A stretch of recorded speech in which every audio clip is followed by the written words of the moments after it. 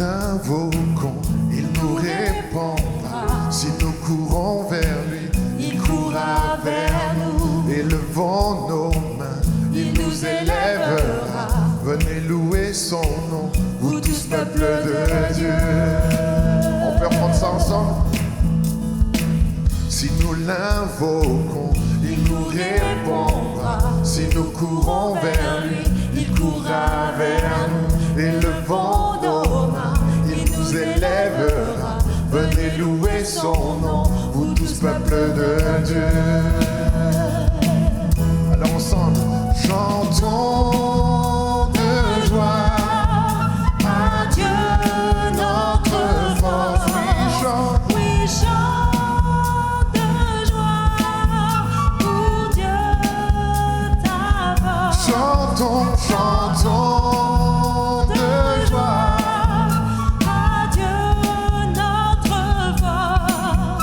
Oui, chante de joie pour Dieu ta force. Ta force. Le deuxième couplet. Approchons-nous. Approchons-nous de lui, il est là avec nous. Donnons-lui notre amour, car son amour est là. Il guérira nos cœurs, il lavera nos mains. Si nous nous humilions, il guérit la nation. Il est celui qui guérit. Chantons de joie au Seigneur. À Dieu notre force.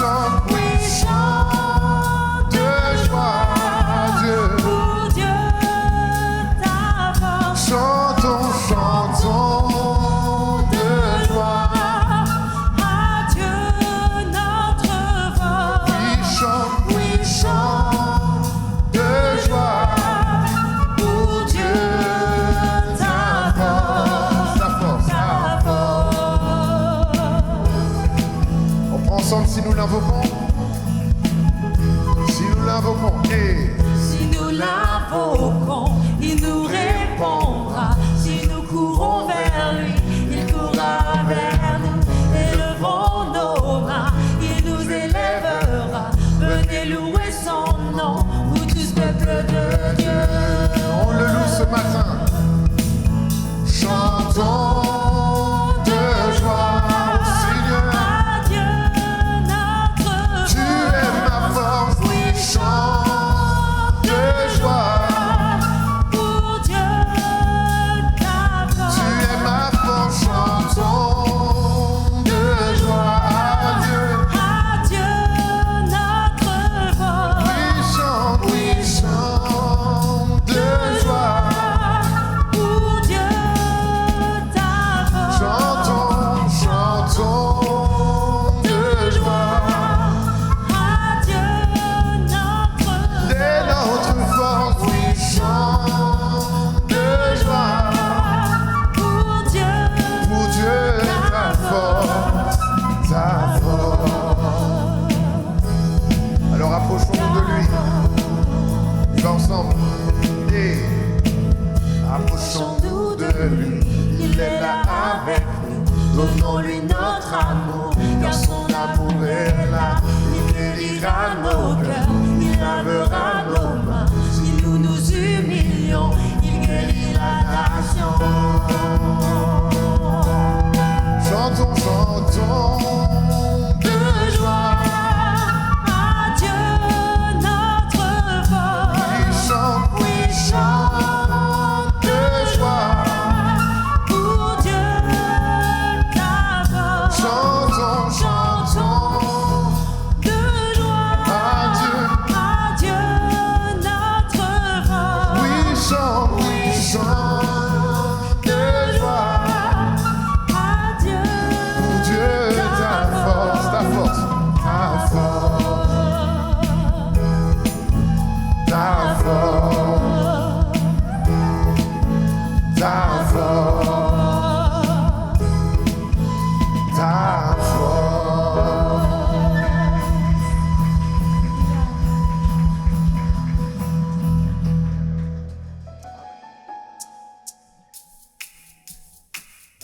2, 3.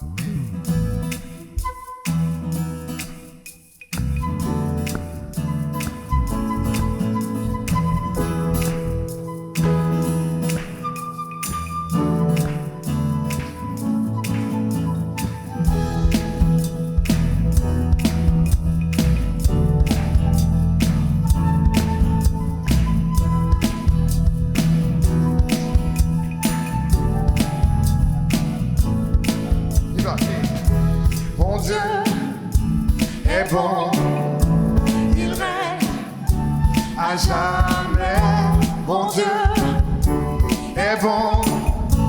il règne Encore. à jamais. Mon Dieu est bon. Il règne À jamais, mon Dieu est bon. il règne à jamais. Hey, Dieu, tu es bon et ta grâce envers nous durera jamais. Dieu, tu es bon. Dieu, tu es bon et ta grâce envers nous durera jamais. Dieu, tu es bon. Tu es bon et ta grâce envers nous durera jamais. Dieu, tu es bon. Dieu, tu es bon et ta grâce envers nous durera jamais. Tous les peuples, Les peuples de toutes les nations, de génération en génération, nous te louons. Alléluia, alléluia, nous te louons pour ce que tu es. te louons, Nous te louons, alléluia. Alléluia, alléluia, nous te louons Ce que tu es, tu es bon, mon Dieu est bon. Il règne à jamais. Mon Dieu est bon. il règne Ah, encore une fois, hey, mon Dieu est bon. il règne à jamais. Mon Dieu Il est bon. est bon, il règne. Dieu, tu es bon. Dieu, tu es bon et ta grâce durera jamais. durera jamais. Oui, Dieu, tu es bon. Dieu, tu es ta grâce durera jamais. Elle durera jamais. Oui, Dieu. Et ta grâce durera jamais. Elle durera jamais. Dieu, tu es bon et ta grâce durera jamais. Alors tous les peuples ensemble. Tous les peuples de toutes les générations. génération en génération, Te louons. nous te Louons, alléluia. Alléluia, alléluia, Te louons. nous te louons pour ce que tu es. Te louons, Jésus. Nous te Te louons, alléluia. Alléluia, alléluia, nous te louons pour ce que tu es. Ce que tu es,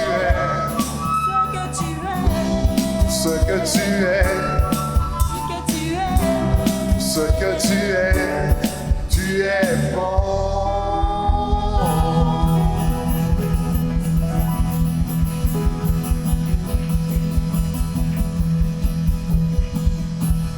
Amen, notre Dieu est bon, il est grand. Que ton nom soit béni, Seigneur. Que ton nom soit béni, Père. Toutes choses concourent au bien de ceux qui aiment Dieu. Alors on veut croire ces paroles, Seigneur, et se donner à toi sans exception. Tu te sers de toutes les bonnes choses comme des choses les plus dures pour nous élever. Aucun homme ne peut arrêter ton dessein. Merci pour ta grâce, Seigneur Jésus. Oh, merci pour ta grâce, Seigneur.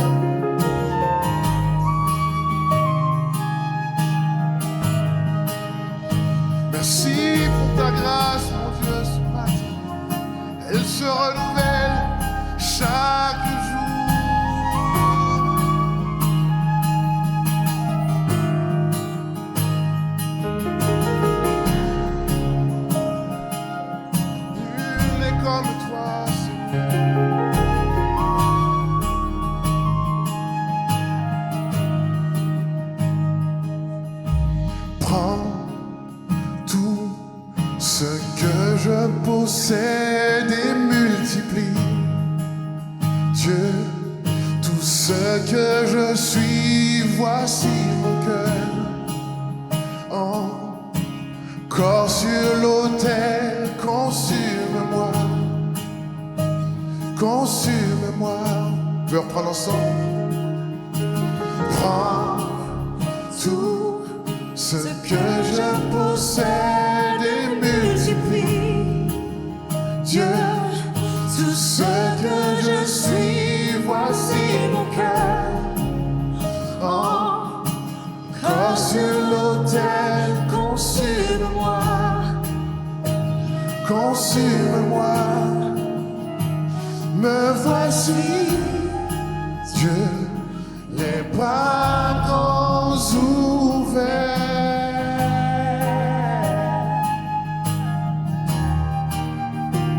T'offrant ma vie brisée par ta grâce. Oh, oh, oh. Sommes là, Jésus, devant toi. Consume-nous, Seigneur. Oh, on veut être vrai devant toi, Seigneur Jésus. Tu nous connais si parfaitement. Nos faiblesses et nos échecs, Seigneur, nous les déposons à tes pieds, parce que tu as des projets pour nous. Oh Dieu, ces projets sont vrais, Seigneur. Alors nous voulons que rien ne retienne nos louanges, que rien ne retienne notre adoration. C'est dans la confiance que nous nous approchons de toi, Jésus. Oh oui, prends tout, Seigneur. Prends tout, Seigneur. Prends tout, Jésus. Prends tout, Seigneur. Prends tout, Seigneur. Oh, prends tout, Seigneur. Prends tout, Seigneur. Prends tout, Seigneur. Glorifions le roi des rois. Élevons le nom de Jésus. Élevons nos mains, donnons-lui tout. Rien n'est caché devant toi, Seigneur. Voici nos cœurs. T'adorons en esprit et en vérité.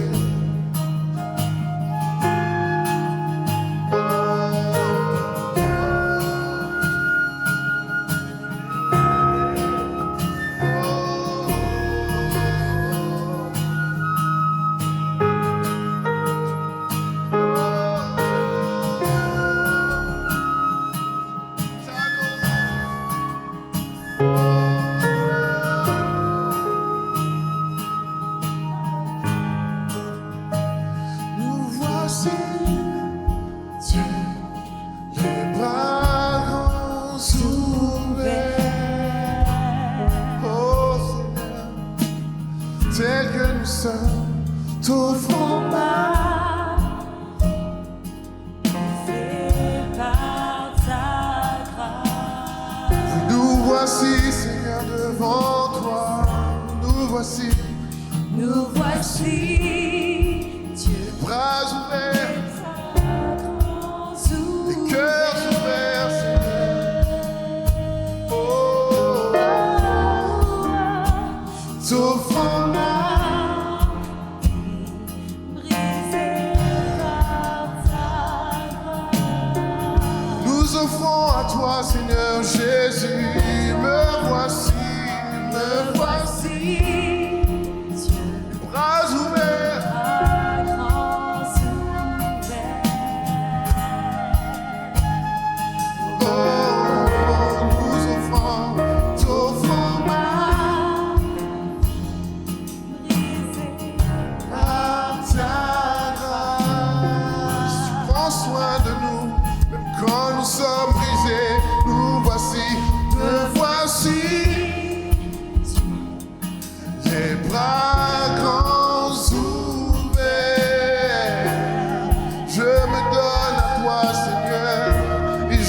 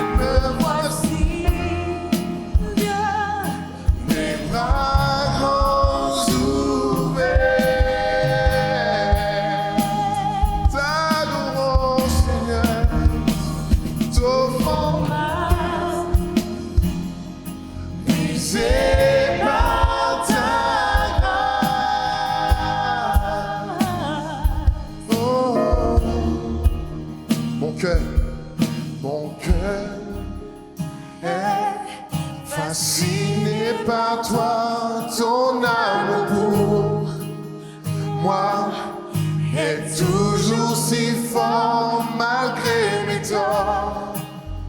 Un plan tu as encore toujours avec moi.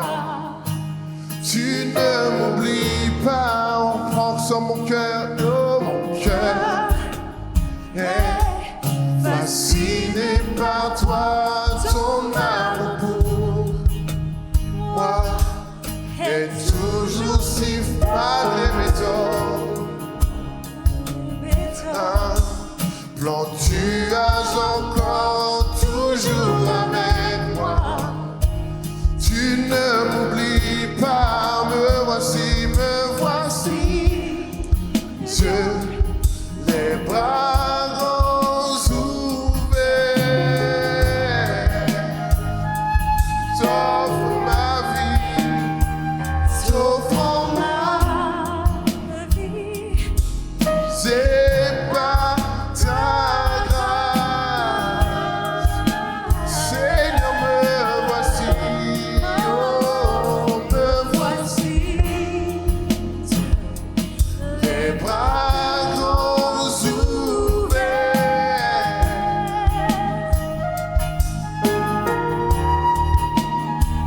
t'offre ma vie, c'est pas ta grâce.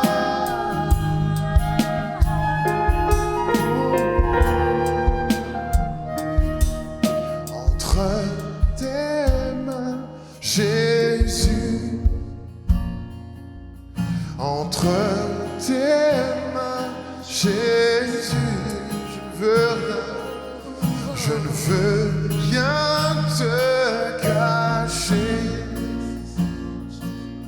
Je veux tout te donner entre tes mains. Oh, entre tes mains, Jésus, entre tes mains, Seigneur. Jésus, Non, je ne veux rien te cacher. rien te cacher. Je veux tout te donner. Je veux tout te donner. Je m'abandonne.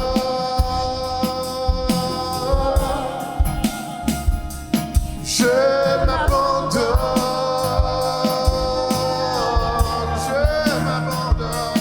Je m'abandonne. Entre tes mains, Seigneur, je m'abandonne.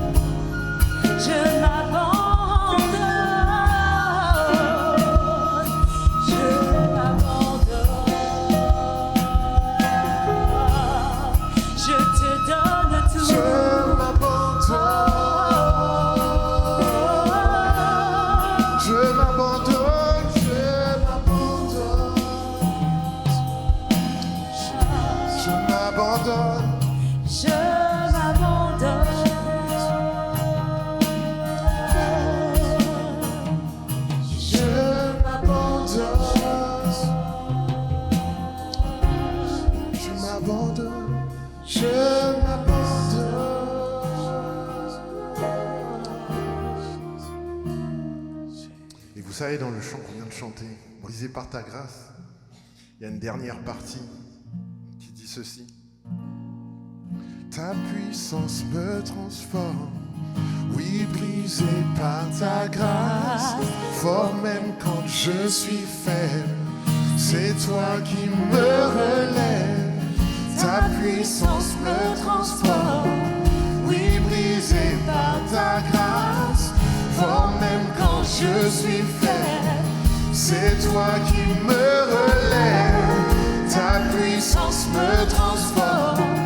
Oui, brisé par ta grâce, fort même quand je suis faible, c'est toi qui me relève. Ta puissance me transforme. Oui, brisé par ta grâce, fort même quand je suis faible, c'est toi qui me relève. Ta puissance me transforme. Oui, brisé par ta grâce. Et il le fait. Fort même quand Seigneur, je suis merci. faible, C'est toi qui me relève. Ta puissance me transforme. Oui, brisé par ta grâce. Fort même quand je suis faible, c'est toi qui me relève. Ta puissance me transforme. Oui, brisé par ta grâce, fort même quand je suis faible, c'est toi qui me relève. Ta puissance me transforme. Oui, brisé par ta grâce, fort même quand je suis faible, c'est toi qui me relève. Oh, oh, oh, oh, oh. Me voici, Dieu, les bras grands ouverts, t'offrant ma brisée par ta grâce. Oh oui, me voici, Dieu, les bras grands ouverts.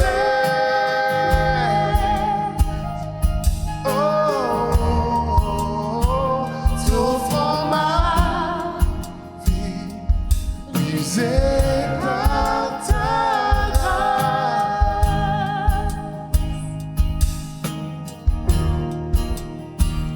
Jésus, c'est toi qui transforme, c'est toi qui renouvelle, c'est toi qui délivre. Notre confiance est en toi, Seigneur. Oh oui, tu relèves. Oh oui, tu transformes. Oh oui, tu restaures. C'est toi qui renouvelles mes forces. Ta puissance me transforme. Oui, brisé par ta grâce, fort même quand je suis faible, c'est toi qui me relève. Ta puissance me transforme. C'est ta puissance. Oui, brisé par C'est toi qui relève. fort même quand je suis faible, C'est toi qui me relève. Ta puissance me transforme. Oui, brisé par ta grâce, fort même quand je suis faible, c'est toi qui me relève. Ta puissance me transforme. Oui, brisé par ta grâce, fort même quand je suis faible, c'est toi qui me relève. Tu me relèves, c'est toi, Jésus, c'est toi qui me relèves. c'est toi, Jésus, qui me Oh,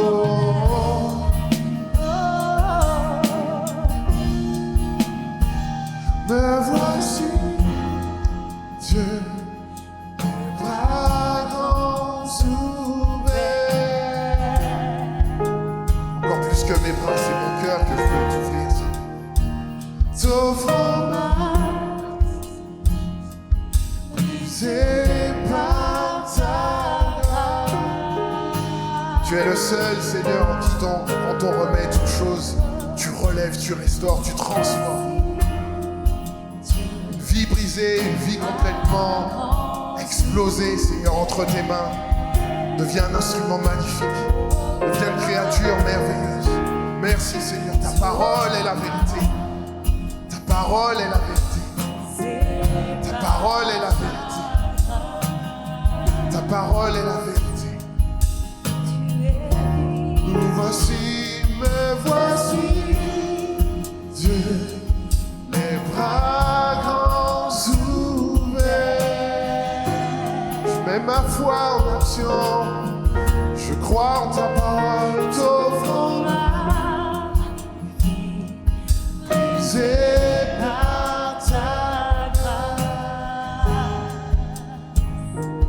Oh, me voici, Dieu, les bras grands ouverts.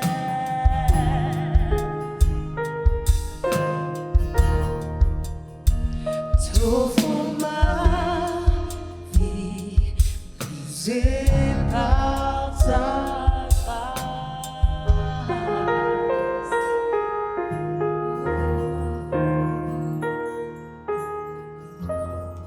Alors dis-moi, tu as été pasteur un peu partout, mais là tu as pris une église, tu as fait une transition. Tu es toujours directeur de Gap là, avec ton épouse à deux. C'est ça, Maïda a pris mon relais au niveau de la direction de la colo et moi je suis à Pertuis. Alors, tu la mets devant et tu es derrière quand C'est même. ça, on est en coulisses. Mais vous avez une église.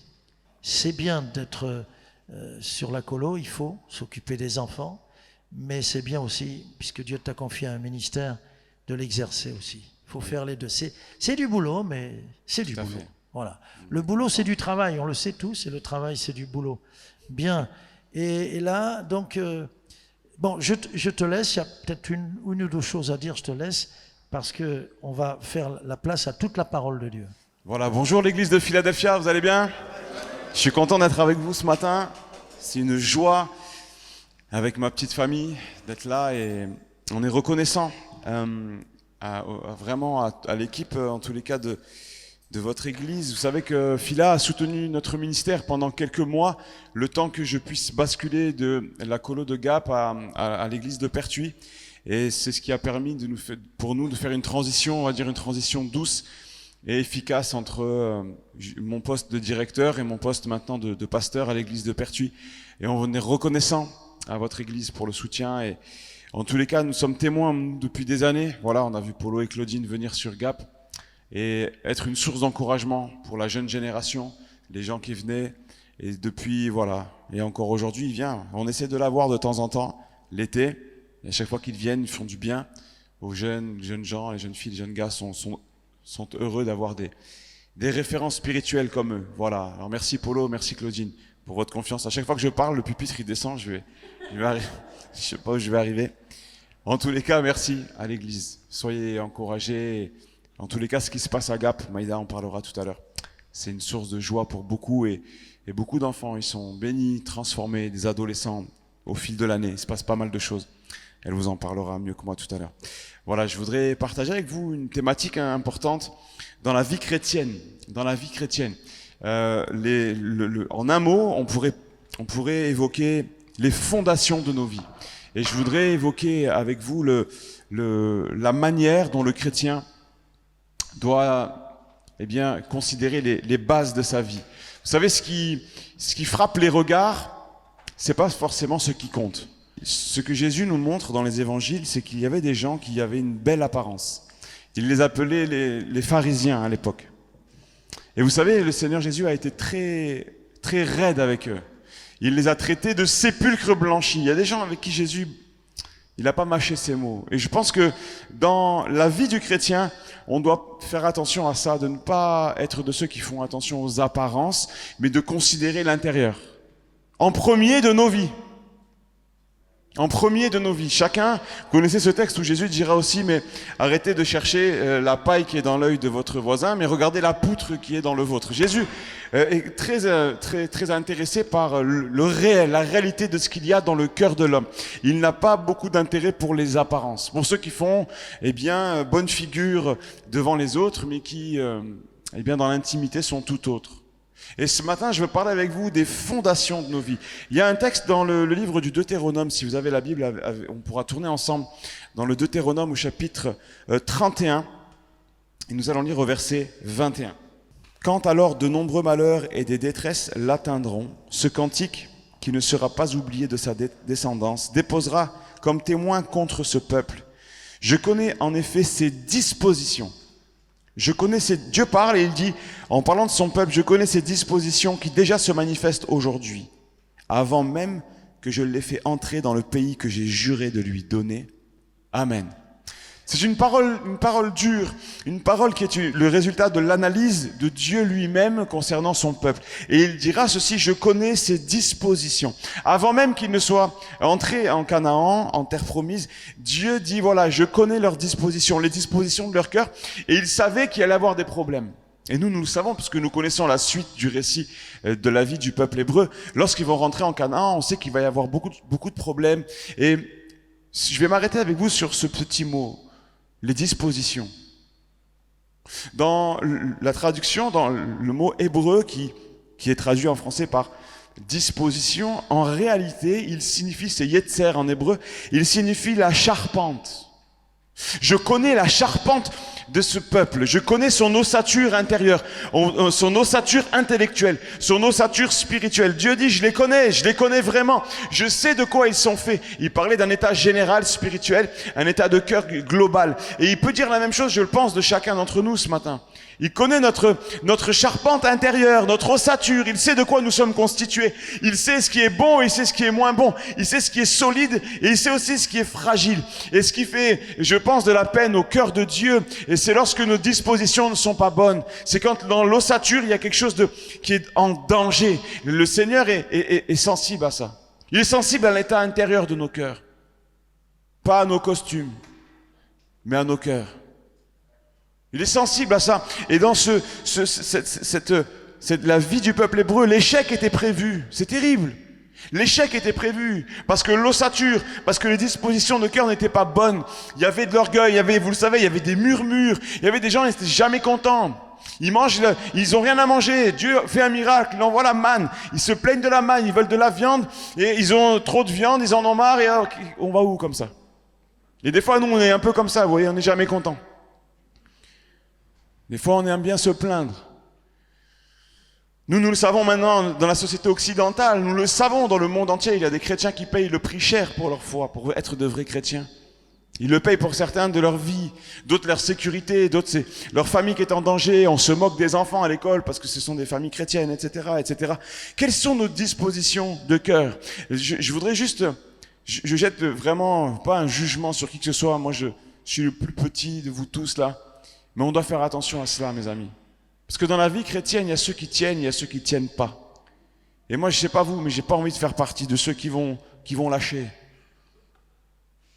Et ce qui fera qu'on tiendra bon, c'est les dispositions de nos cœurs. C'est l'ossature intérieure de nos vies. Il nous faut être solide, parce que la vie chrétienne, c'est pas un long fleuve tranquille. On le sait, c'est un combat. Dans les mois qui viennent de s'écouler, on a vécu un moment intéressant à la colo qui va parfaitement dans l'illustration de ce message. Alors, c'était pas forcément intéressant pour nous, vous allez comprendre pourquoi. Ma femme, elle circulait dans un des bâtiments où on loge des enfants. Et en circulant là-dedans, elle voit une petite tache d'eau, c'est de l'eau qui coulait du plafond, vous voyez. Et elle vient me voir en me disant, « Ah là, il y a de l'eau qui coule dans une chambre. » Et moi, je lui dis, « Mais c'est rien, c'est pas grave. » Je dis, « Qu'est-ce que tu veux que j'y fasse, moi? Il n'y a pas de tuyau, je sais pas, c'est un peu d'eau comme ça. » Et là, elle en a parlé aux maçons qui étaient là. Et qu'est-ce qu'ils ont fait? Ils sont allés voir au-dessus du plafond, vous voyez, dans les dispositions de cœur de ce bâtiment. Et là, ils sont revenus, ils étaient pas tranquilles. Ils m'ont expliqué, ils m'ont dit, Alain, il y a un trou dans la toiture, l'eau s'infiltre depuis longtemps, et les poutres sont en train de s'abîmer, de se ronger, et la charpente, elle va s'effondrer là. Bientôt. Ah, une petite flaque d'eau et tout ça pour ça, vous voyez. Et du coup, qu'est-ce qu'on a fait? On a contacté un frère qui est du bâtiment, du métier, construit des immeubles, etc. Et lui nous a dit, écoute Alain, je vais vous envoyer un charpentier en urgence. C'était génial. Un charpentier en urgence. Il est venu, on est allé sous le toit, on a vu les poutres abîmées, et il m'a dit, Alain, c'est rien. Il me dit, je vais m'en occuper. J'ai dit, ouh. On a soulevé les vieilles poutres avec nos épaules, on essayait de forcer, on n'y arrivait pas, c'était trop lourd. Il m'a dit, Alain, t'as pas un cric? J'ai dit, oui, j'ai un cric. J'ai couru, j'ai pris le cric, on l'a ramené, on a fait clac, clac, clac, clac. On a soulevé les vieilles poutres et il les a consolidées. C'était magnifique, c'était une belle expérience. Il a consolidé les vieilles poutres avec des morceaux de poutres neuves, solides. Il les a ancrées dans le béton, dans les murs et sur la vieille poutre. Quand il s'est passé ça, je me suis dit, mais dans nos vies, c'est un peu ce qu'il faut. Il faut absolument faire ça, en fait. Il faut réagir vite. Quand on voit des petits problèmes par-ci, par-là, des petites flaques d'eau par-ci, par-là, des petits accès de colère, vous voyez, des petits trucs qui vont pas, des petits regards malveillants. C'est pas rien, c'est quelque chose d'important, il faut le traiter. Et il faut le traiter vite, parce que ça se détériore vite. Le cœur de l'homme se détériore vite, malheureusement. Et il nous faut prendre garde à l'état de nos cœurs. Et je connais un bon charpentier. Il s'appelle Jésus. Alléluia. Il peut prendre soin de nous, de la charpente, de l'ossature intérieure. Le problème, c'est qu'il y a des chrétiens qui ne se remettent jamais en question, vous voyez. On croit que quand on est sorti du baptistère, ça y est, on est dans la Jérusalem céleste. Pas encore. Il y a encore du chemin à parcourir. Il y a encore des choses à régler dans nos cœurs. Soyez transformés de gloire en gloire. Amen, de gloire en gloire. On a des progrès à faire. Que tes progrès soient évidents pour tous. Le Seigneur veut nous amener dans une dynamique de progression, une dynamique de succès, mais tout ne vient pas en un claquement de doigts. Ça veut dire qu'au fil de la marche, il nous faut nous remettre en question. Au fil de la marche, il nous faut faire attention à nous-mêmes et veiller sur l'état de notre cœur. Amen. Dans l'Ancien Testament, il y avait des moments où les maisons étaient infectées par une sorte de lèpre. C'était des champignons, en fait. On pense que c'était comme des gros champignons qui s'emparaient des murs et qui rongeaient les murs. Et le Seigneur avait instauré une méthode pour que ces maisons soient purifiées de la lèpre. Le sacrificateur venait, il faisait un diagnostic, il regardait le champignon et il demandait aux personnes de racler les murs de la maison et d'amener tout ce qui était impur. Tous les morceaux de ce mur rongés par la moisissure, il fallait les apporter au loin et les brûler, vous voyez. Voilà comment nous devons traiter les impuretés de nos vies, frères et sœurs. Nous devons tout racler, tout enlever, tout extraire et demander au Seigneur la bénédiction. Le sacrificateur venait ensuite et il faisait l'onction d'huile sur les murs des maisons. Alléluia, symbole de la bénédiction de Dieu qui est dans notre maison. Comme les Hébreux également, au moment de la Pâque, ils mettaient le sang de l'agneau sur les linteaux des portes de nos maisons. Nous revendiquons Jésus. Nous n'allons pas prendre du sang ou de l'huile. Nous disons c'est Jésus, moi et ma maison, nous servirons l'Éternel. Amen, il veille sur moi, il ne sommeil ni ne dort, celui qui garde Israël, alléluia. Il veille sur nous, il est notre protecteur, alléluia. Amen. Dans cette dynamique de purification, le Seigneur nous montre que lui, il répare les brèches des maisons. Ésaïe 58, 12, on t'appellera le réparateur des brèches. Ésaïe 61, verset 4, vous savez, Ésaïe 61, c'est le texte que Jésus va lire. Quand il rentre dans la synagogue, il va dérouler le rouleau du prophète Ésaïe. Il va lire le texte d'Ésaïe 61 et il va dire ce texte, maintenant il est accompli devant vous. Ésaïe 61, verset 4, ils rebâtiront sur d'anciennes ruines. Ils relèveront d'antiques décombres. Ils répareront des villes dévastées et ravagées depuis longtemps. Amen. Le Seigneur nous dit que même si dans nos cœurs il y a du chaos, il peut tout réparer. Amen. Et la maison sera dans un meilleur état. Alléluia, que ce qu'on a connu avant, le plus beau. Amen. Il peut réparer. Il referme les brèches et la maison devient solide. Alléluia. Si le péché a fait des dégâts, la Bible me dit que Jésus s'est livré lui-même sur le bois de la croix pour nous purifier, pour nous donner accès au pardon, pour nous laver, pour détacher de nos vies la pourriture du péché. Alléluia. Nous purifier de tout péché. Alléluia. Que son nom soit béni. Amen. Une clé de solidité que je voudrais partager avec vous, c'est dans l'évangile de Matthieu, chapitre 4. Notre Seigneur Jésus donne une petite, juste un petit exemple tout simple, que les enfants, on leur explique cette histoire à l'école du dimanche et c'est super. Le Seigneur donnait des paroles simples. Alléluia, l'évangile c'est simple. C'est pas de la philosophie. Moi, quand j'étais à l'école, je mettais 1 heure pour lire une page de philosophie, pour essayer de comprendre. Je ne comprenais rien. Matthieu, chapitre 7, pardon, je me suis trompé, c'est pas 4, c'est Matthieu 7. Nous lisons au verset 24. Ainsi, quiconque entend de moi ces paroles et les met en pratique, il sera semblable à un homme prudent qui a bâti sa maison sur le roc. La pluie est tombée, les torrents sont venus, les vents ont soufflé et se sont portés sur cette maison. Elle n'est pas tombée, car elle était fondée sur le roc. Mais quiconque entend de moi ces paroles et ne les met pas en pratique sera semblable à un homme insensé qui a bâti sa maison sur le sable. La pluie est tombée, les torrents sont venus, les vents ont soufflé et se sont abattus sur cette maison. Elle est tombée et sa ruine a été grande. Amen. Amen. Parole de Jésus qui est la vérité et qui nous met en garde sévèrement. Réellement, c'est la pratique de nos vies. Le Seigneur dit, voilà, c'est bien d'écouter ce que je dis. C'est bien même d'apprendre la parole de Dieu, peut-être par cœur, vous connaissez des versets, mais le Seigneur nous dit de la mettre en pratique. On entend, il faut mettre en pratique. La parole de Dieu n'a de puissance que quand elle est mise en pratique. Elle n'a d'efficacité dans nos vies que quand elle est mise en pratique. Certains sont de grands théoriciens, il y a même des théologiens qui sont athées, vous le savez ça.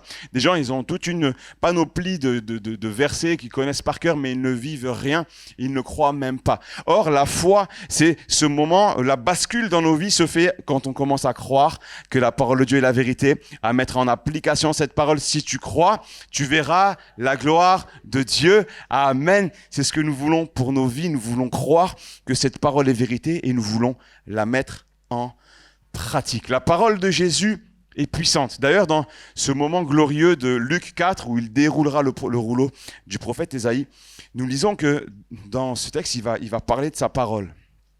Et c'est ce que je vais m'attarder avec vous à analyser quelques instants. Dans Luc 4, nous lisons, verset 31, « Il descendit à Capernaum, ville de Galilée, et il enseignait un jour de sabbat. On était frappé de son enseignement, car il parlait avec autorité. » Il y a beaucoup de gens qui parlent. Il y a des gens même, ce sont des beaux parleurs. Quand ils parlent, des hommes politiques, tu dis « Waouh !» Mais ça ne bouleverse pas ta vie. Alléluia, tu le sais ça. Ça ne changera pas ta vie, ni ton destin, ni ta maison, ni rien, ni ton cœur, encore moins. Des gens parlent, il y a des super parleurs.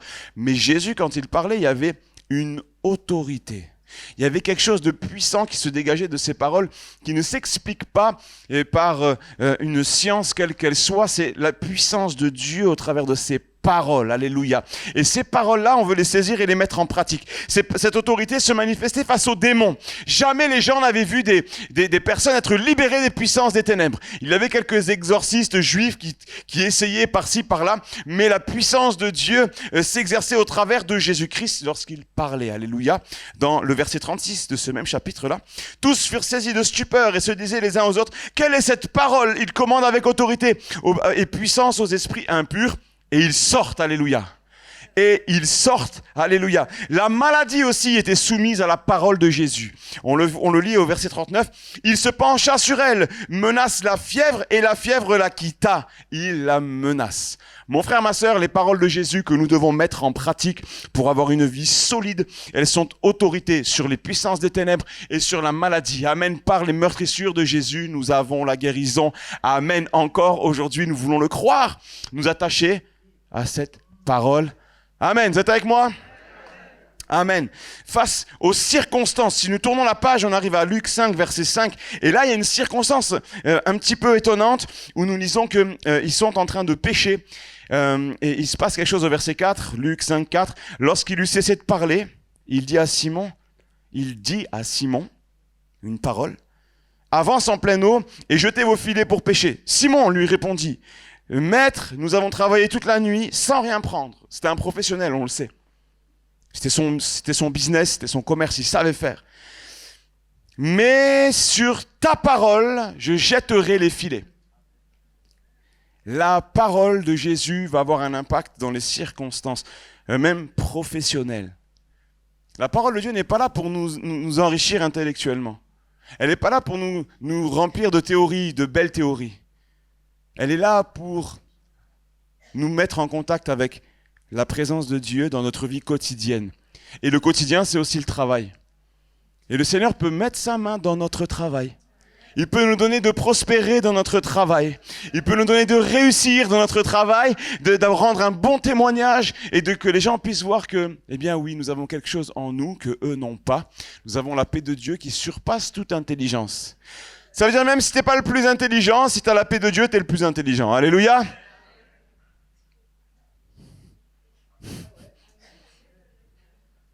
Dieu dit au sujet de Bethsaléel, je l'ai rendu capable d'exercer toutes sortes d'ouvrages. Et Dieu va mettre de la créativité, il va mettre de l'intelligence, de la pertinence dans les mains de cet homme pour créer toutes sortes de choses avec d'autres personnes remplies de l'esprit. C'est ce qu'il est dit. Ils sont remplis de l'esprit et le Seigneur les qualifie. Amen. Le Seigneur veut nous qualifier, nous remplir de son esprit. Alléluia. Et dans les circonstances de nos vies, sa parole va avoir un impact. Alléluia. Nous allons la mettre en pratique et elle va porter du fruit. Elle va porter du fruit. Amen. Les paroles de Jésus que nous voulons mettre en pratique dans nos vies pour avoir une vie solide, elles sont plus puissantes que les paroles de condamnation qu'on aurait voulu déclarer contre nous. Vous savez, lorsqu'on a quelques années au compteur, on se rend compte que des fois on croise des gens méchants. Des fois on croise des gens malveillants. Et face à cela, eh bien, il y a les paroles des hommes et il y a les paroles de notre Dieu. Et moi, j'ai choisi que dans ma vie, j'accorderai du crédit à la parole de Dieu et non à celle des hommes. Alléluia.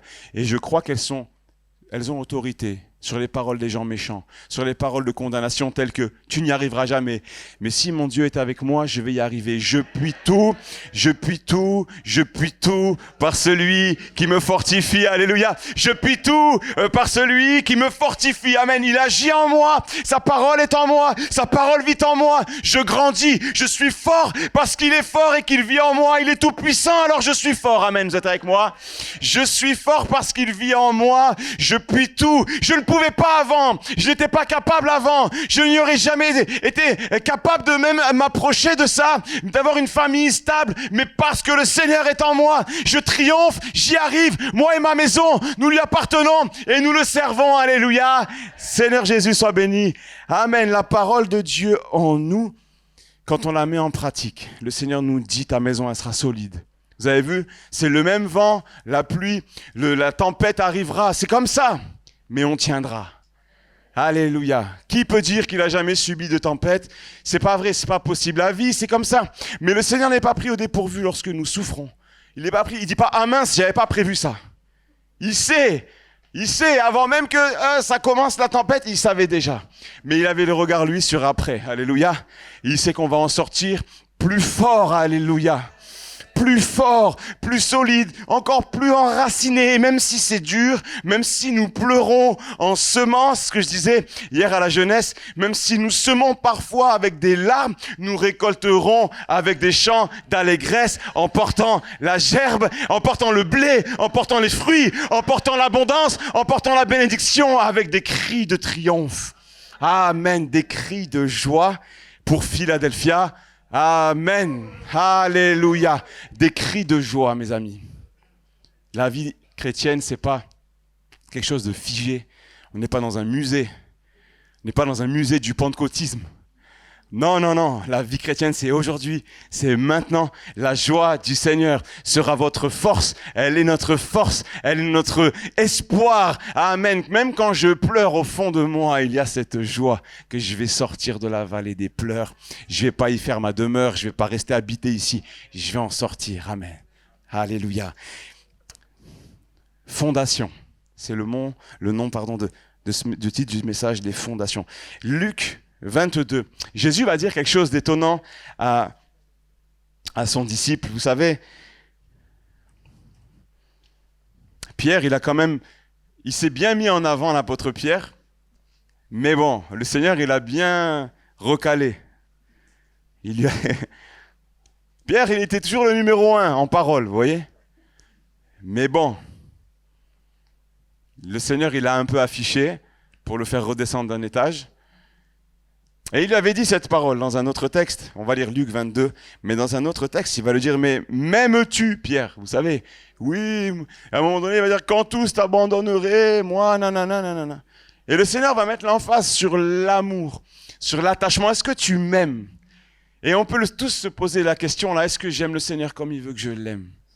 Est-ce que je l'aime suffisamment? Est-ce que Je l'aime de tout mon cœur, de toute mon âme, toute ma force, de toute ma pensée. Remettons-nous en question, frères et sœurs, que nos fondations soient là mises à nu devant le Seigneur dans nos cœurs. C'est pas pour nous flageller, mais pour peut-être mettre un peu plus d'amour, alléluia, pour notre Dieu. Il mérite tellement, alléluia. Et donc, dans l'évangile de Luc au chapitre 22, c'est la fin du ministère terrestre de Jésus. Vous savez, Luc 22, verset 31. Simon, Simon, donc c'est Simon-Pierre, Satan vous a réclamé pour vous cribler comme le froment. Mais, moi j'aime quand il y a un mais dans la parole de Dieu. J'ai prié pour toi afin que ta foi ne défaille pas. Et toi, quand tu seras revenu à moi, affermis tes frères.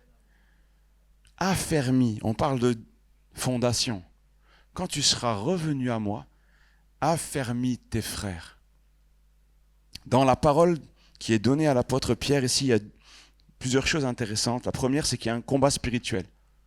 Le Seigneur lui montre et lui dit, Satan vous a réclamé pour vous cribler comme le froment. Et c'est vrai que la vie chrétienne, eh bien, est un combat qui dure longtemps.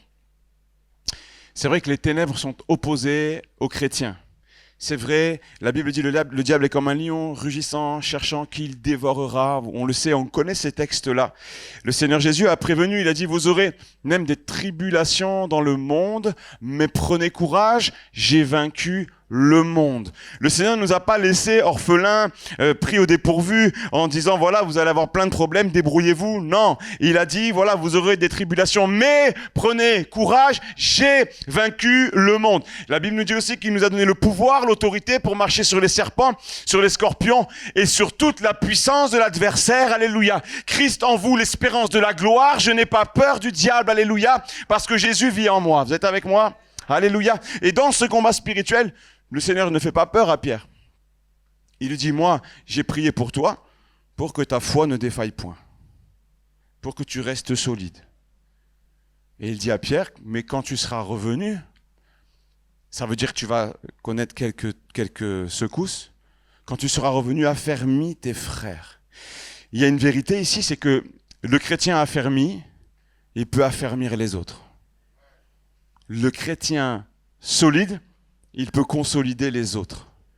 Le chrétien qui a grandi peut aider les autres à grandir et même peut-être à grandir plus que lui. Alléluia. Parce qu'on n'est pas là pour s'élever au-dessus des autres, mais on est là pour aider les autres à grandir, à les faire grandir, à les propulser, à les faire bien stabiliser peut-être une situation délicate. Et pourquoi pas après qu'ils se lèvent et qu'ils nous dépassent, parce qu'on n'est pas là pour être les premiers, on est là pour être bons et fidèles. Alléluia. On n'est pas là pour être les boss. Le boss, c'est lui. Alléluia. Et nous, on est juste des petits serviteurs. Des petits serviteurs. Alors, dans la dynamique d'affermissement, j'ai extrait quelques mots de la parole de Dieu où on voit l'affermissement par plusieurs moyens. Je ne veux pas tous les citer, ça serait trop long. Affermis tes frères. Nous avons, je l'ai dit, la capacité de nous affermir les uns les autres. Il y a des gens, tu parles avec eux, ça t'affermit. Je ne sais pas si ça t'est déjà arrivé. Tu te dis yes, si ce qu'il me dit là, ça me fait du bien. Moi aussi, j'ai envie d'être comme lui là. Vous avez déjà vécu ça? C'est pas de la jalousie, c'est juste une aspiration saine. De dire, hey, il a traversé l'épreuve de la maladie, il est encore debout, il chante, il loue Dieu. Il a traversé l'épreuve dans le travail, il était au chômage, il a pleuré, je l'ai vu pleurer, je l'ai vu crier à Dieu, machin. Et hop, aujourd'hui, ça y est, il est debout, il a stabilisé. Seigneur, moi je veux être comme lui. Je veux être quelqu'un de solide. On l'a vu quelqu'un peut-être se lever, grandir, prêcher, partager sa foi, évangéliser. On se dit, hey, moi aussi je veux être comme lui. Mais ça c'est bon ça. Moi aussi je veux être comme lui. Et plaise à Dieu qu'il y ait des hommes, des femmes ici qui se lèvent comme des modèles. Parce que la jeune génération a besoin de modèles. Il y a besoin de modèles pour la jeune génération. Oui, on peut être un chrétien stable encore aujourd'hui en 2023. Amen. Donc dans ces mots que je voulais vous évoquer, il est dit Romains 1, 11. Je désire vous voir pour vous communiquer quelques dons spirituels afin que vous soyez affermis. Les dons spirituels sont là pour affermir les croyants.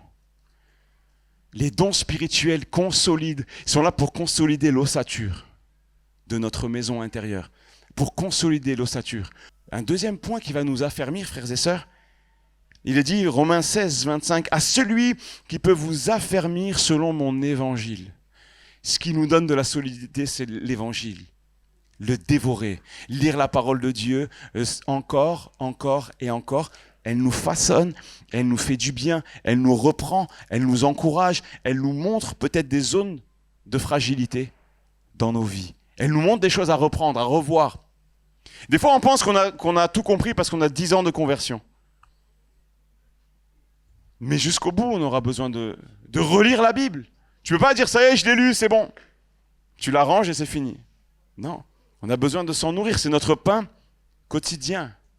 Les dons spirituels nous affermissent, la parole de Dieu nous affermit. Et 1 Thessaloniciens 3:2 nous dit, nous envoyâmes Timothée, notre frère, pour vous affermir.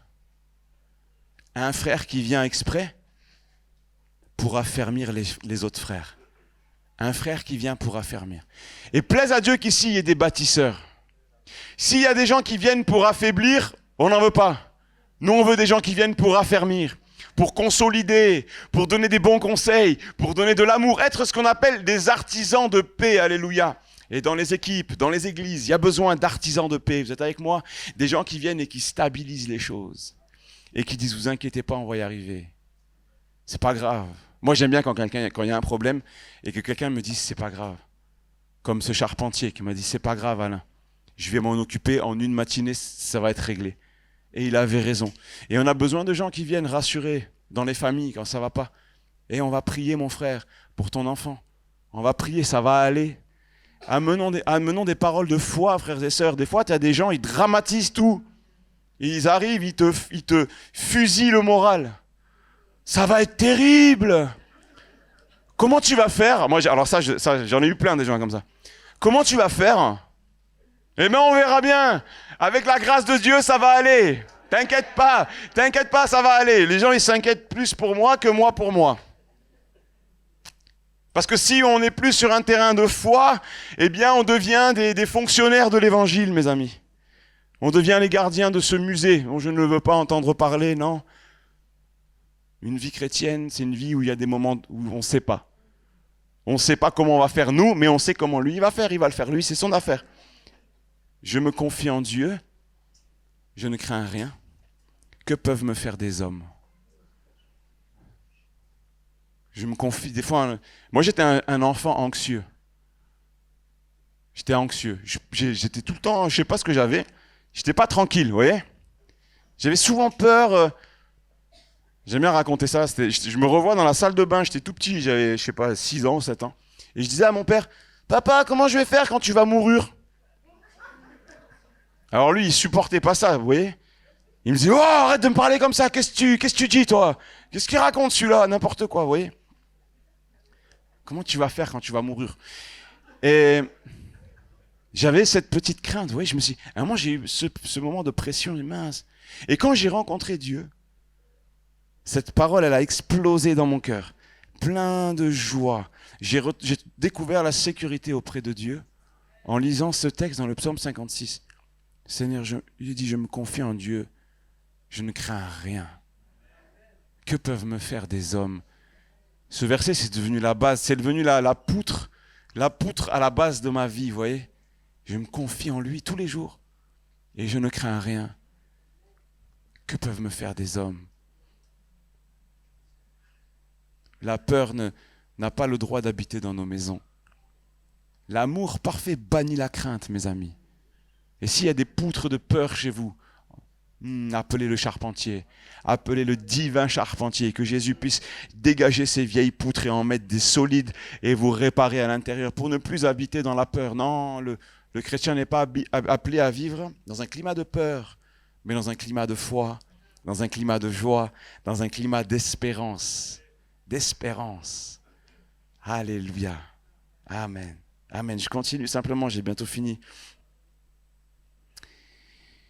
Il est dit ceci dans 1 Pierre 5,10. Le Dieu de toute grâce qui vous a appelé en Jésus-Christ à sa gloire éternelle, après avoir souffert un peu de temps, vous perfectionnera lui-même et vous rendra inébranlable.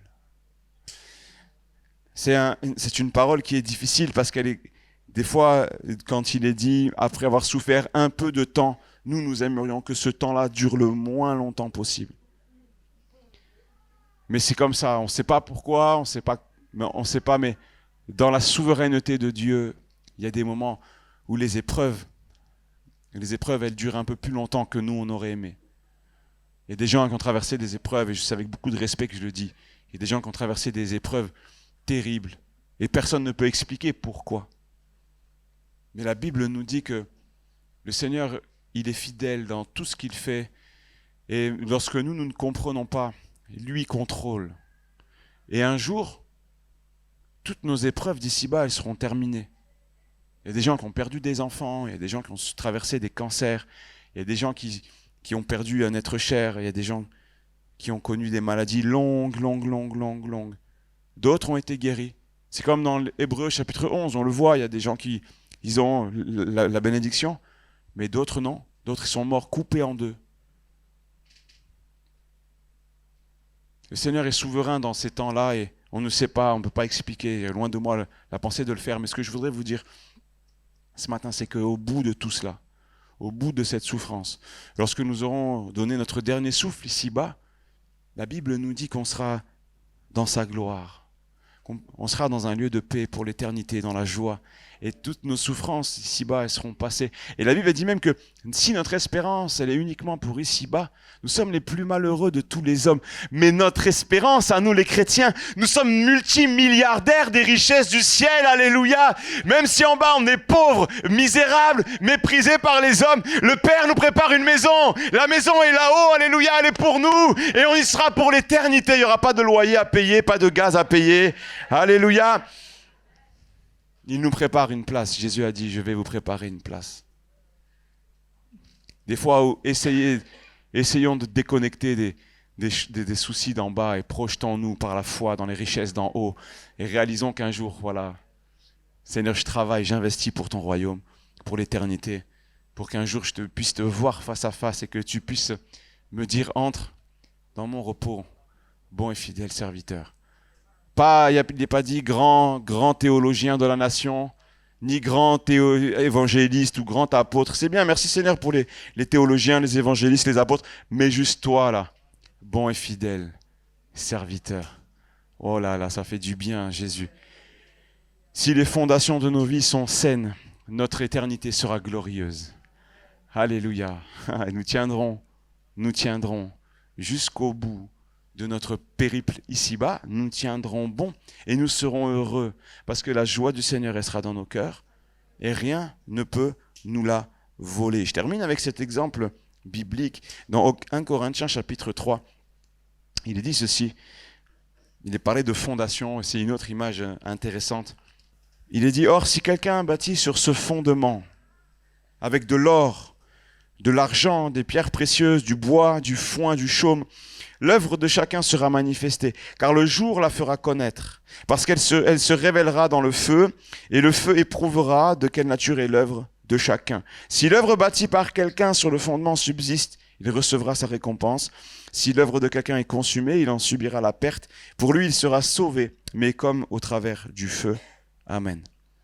Amen. Ici, juste une pensée simple sur la qualité des matériaux. La qualité des matériaux. Dieu nous demande de bâtir avec de l'or. Que les fondations de nos vies soient de l'or. Pas du foin, de la paille ou du bois, mais de l'or. Alléluia. Et j'ai relevé 2 propriétés de l'or. 2 propriétés intéressantes. Juste 2, pour pas être trop long. Mais l'or, il est malléable. L'or, c'est malléable. On ne dirait pas comme ça, mais ce n'est pas un métal très très dur. Sinon, il serait cassant. L'or n'est pas cassant. L'or, il est malléable. Ça veut dire, il subit la déformation sans se briser. Il encaisse la déformation. Il encaisse aussi les hausses de température, vous voyez. C'est un métal qui fond à très haute température et quand ça monte, il tient. Alléluia. Et au fur et à mesure que la température, elle monte, les impuretés se détachent. Les impuretés se détachent. Tout ce qui fond en dessous de la température de fusion de l'or se détache progressivement. Et des fois, mes frères et sœurs, la température, elle monte dans nos vies, mais considérons aussi que ça va nous permettre de nous détacher des choses mauvaises, peut-être qu'on aura accumulées, Et l'autre propriété, c'est que l'or est inoxydable. Inoxydable, ça veut dire il ne réagit pas avec l'oxygène ambiant. Il ne réagit pas avec le milieu ambiant. Ça veut dire que tu prends un lingot d'or, je ne sais pas si vous en avez chez vous, mais prenez un lingot d'or, vous le laissez à l'air libre, vous revenez dans 1000 ans, il n'aura pas terni. Il aura toujours sa couleur. C'est pour ça que quand les archéologues ils trouvent des trésors de je ne sais plus qui, là, on retrouve les louis d'or de l'époque, là, vous voyez, et ils sont toujours magnifiques. Ça rouille pas l'or. Si tu as un lingot d'or rouillé chez toi, c'est que c'était pas de l'or. Pardon. Si un lingot d'or, ouais. S'il y en a un, peut-être il en a un chez lui tout rouillé, bah c'était pas de l'or. Voilà. Ainsi, le Seigneur, il nous dit, mettez de l'or dans vos fondations. Et l'or, on fait comment pour fabriquer de l'or? Il y a une belle fabrique d'or. Le Seigneur nous donne une recette pour fabriquer des métaux qui vont tenir, comme de l'or. C'est la prière, mes amis. C'est la prière. C'est la prière. C'est quand tu décortiques la parole de Dieu, tu fabriques des lingots d'or. Et tu les mets dans les fondations de ta maison. C'est comme ça qu'on a une vie solide. C'est comme ça qu'on tient bon. En lisant, en décortiquant, en dévorant la parole, en étudiant, en posant des questions, en essayant de mieux la comprendre et surtout de mieux la vivre. Alléluia. C'est là qu'on consolide notre vie. Et la Bible a dit, l'épreuve du feu éprouvera ce qu'est l'œuvre de chacun. Eh bien oui, ceux qui auront consolidé avec de l'or, eh bien ils n'auront pas à rougir quand on découvrira les fondations de leur vie. Soyons des bâtisseurs solides du royaume de Dieu. Bâtissons-nous des maisons avec des fondations solides, des maisons solidement enracinées dans la parole de Dieu. Et que le Seigneur vous bénisse, vous encourage, quelle que soit la phase que vous êtes en train de vivre, de traverser. Souvenez-vous qu'il peut consolider à n'importe quel moment l'ossature de votre vie. Il ne vous abandonnera pas. Et au contraire, c'est vous-même qui êtes appelé à en consolider d'autres par vos paroles. Soyez des bâtisseurs du royaume de Dieu, ici à Fila. Que le Seigneur vous bénisse. On va terminer par la prière et je laisserai la parole au pasteur Polo. Seigneur, merci pour ta parole, Seigneur Jésus. La fondation par excellence de nos vies, Seigneur.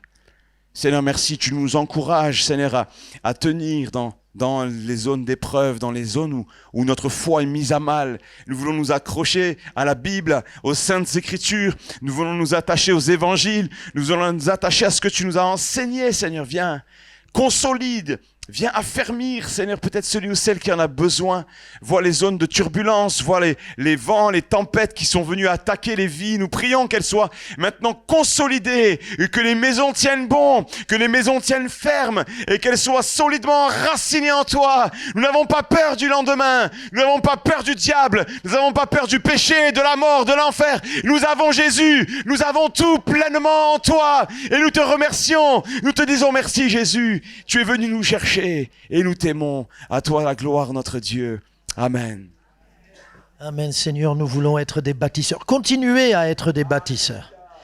Ici, c'est ta maison de gens qui bâtissent. On bâtit d'abord notre propre vie. Et merci de nous dire d'aller plus profondément.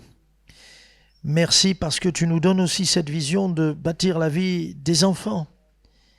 Des petits qui dépendent de nous, les enfants à la maison.